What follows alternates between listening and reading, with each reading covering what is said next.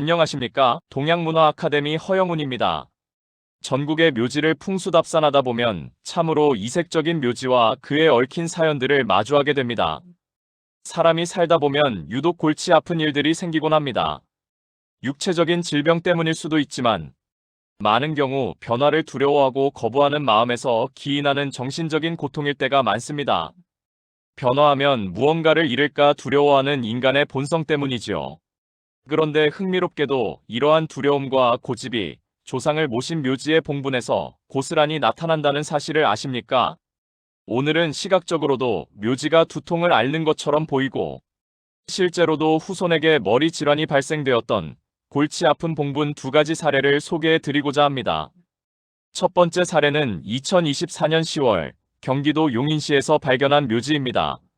사진을 보시면 봉분 중간에 흙이 흘러내리지 못하도록 부직포로 띠를 둘러 놓았습니다. 흡사 머리 아픈 사람이 찬 수건을 이마에 질끈 동여맨 모습입니다. 게다가 봉분에서 흘러내린 흙은 마치 땀을 뻘뻘 흘리는 것을 연상케 합니다. 도대체 왜 이런 일이 벌어진 걸까요? 좌청룡과 우베코를 너무 고집하다 보니 정작 묘지 앞에 골짜기가 지는 곳에 터를 잡았기 때문입니다. 골짜기에서 불어오는 매서운 흉풍인 계곡풍은 생물을 살지 못하게 하는 풍살이 됩니다. 게다가 바람의 영향을 직격으로 받는 데다 봉분의 높이까지 너무 높고 경사가 급해서 잔디는 말라 죽고 흙은 푸석해져 계속 흘러내리게 된 것입니다. 바람이 광중으로 침입하면 풍염을 일으켜 유골을 급격히 산화시킬 수 있습니다. 해결책은 의외로 간단합니다. 높은 봉분을 낮추는 변화를 주면 됩니다. 하지만 조상의 무덤에 손을 대면 안 좋은 일이 생길까 두려워하는 본성 때문에 방치되는 경우가 많습니다.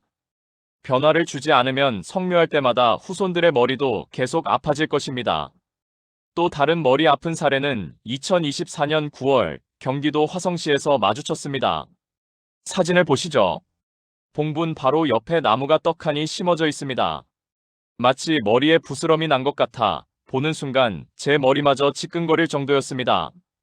풍수에서는 나무 뿌리가 광중으로 들어가는 것을 목념이라 하여 매우 경계합니다. 나무 뿌리는 이른바 땅귀신입니다. 시신이나 유골의 걸음길을 찾아 광중으로 파고들어 유골을 칭칭 감고 영양분을 흡수합니다. 잔뿌리는 나뭇가지가 뻗은 넓이 그 이상으로 깊게 파고듭니다. 이런 경우 후손들이 질병을 앓는 등 매우 좋지 않은 영향을 받게 될 수 있습니다.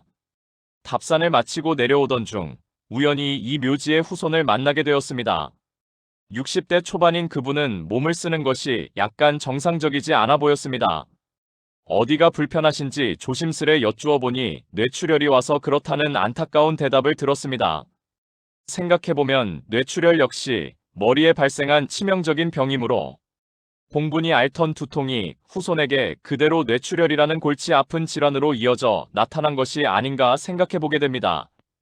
그래서 저는 풍수를 연구하는 학자라고 신분을 밝히고 봉분 옆에 나무를 제거하는 것이 어떻겠냐고 조언을 건넸습니다.